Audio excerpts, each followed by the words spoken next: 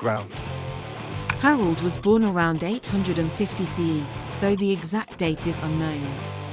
He was the son of Halfdan the Black, Halfdan Svarte, a petty king of Vestfold, a region in southeastern Norway. The sagas, particularly Snorri Sturluson's Heimskringla, provide most of our information about Harald's early life.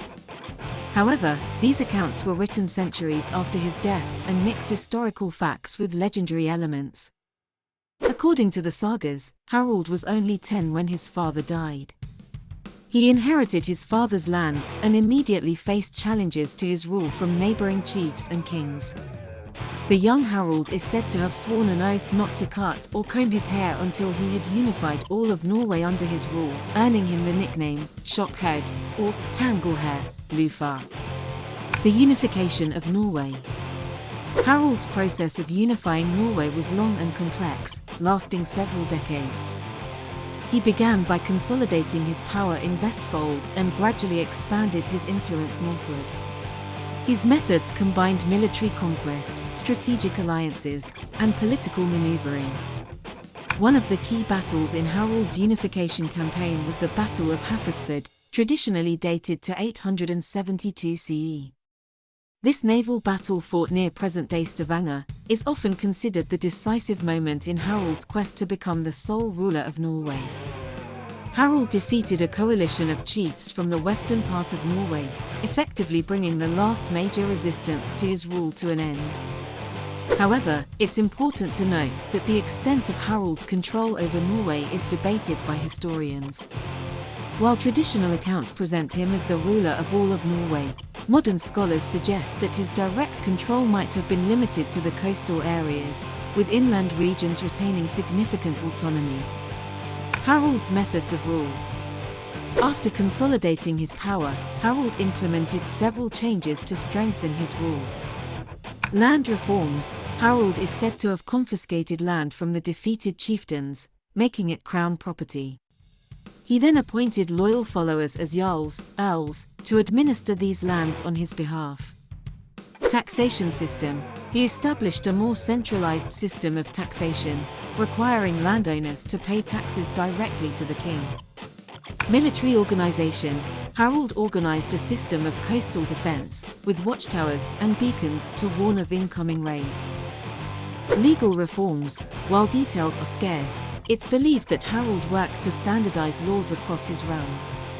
These changes marked a significant shift from the earlier system of independent chieftains towards a more centralized monarchy. Personal life and family. Harald's personal life is a mix of historical fact and saga embellishment. He is said to have had multiple wives and concubines, resulting in a large number of children. The sagas attribute as many as 20 sons to Harald, though this number is likely exaggerated. Among his wives, the most prominent in the sagas are Asa, daughter of Hakon Gudjotgardsson, Earl of Lade; Ragnhild, daughter of King Eirik of Jutland; Snefrid, a Sami woman, though this relationship is likely legendary. His most famous son was Eirik Bloodaxe, who would briefly succeed him as king. Other notable sons included Hakon the Good, who was fostered by King Athelstan of England and would later rule Norway, and Olaf, who became King of Dublin. The story of Harald's marriage to Gyda is particularly famous in Norse tradition. According to the sagas, Gyda refused to marry Harald until he had unified all of Norway, spurring him to make his famous oath about not cutting his hair. Foreign relations. Harald's reign saw Norway increasingly engaged in wider Scandinavian and European affairs. He had connections with other Viking leaders and is believed to have conducted raids in Scotland and Ireland. Some sources suggest he may have briefly ruled parts of Orkney and Shetland. Harald also established diplomatic relations with Athelstan, the King of England. According to some accounts, Harald sent his young son Hakon to be fostered at Athelstan's court, a common practice among nobles to cement alliances. Cultural and economic developments. Harald's reign coincided with significant cultural and economic changes in Norway. Urbanization. The unification process encouraged the growth of towns and trading centers. Trade. there was an expansion of long-distance trade, with Norwegian merchants reaching as far as the Byzantine Empire.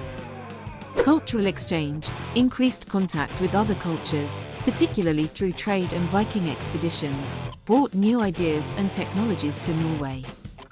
Skaldic poetry.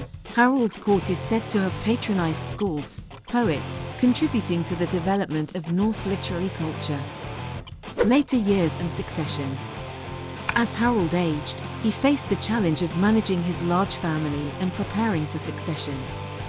According to the sagas, he divided his kingdom among his sons, giving them the title of king but maintaining overall authority for himself.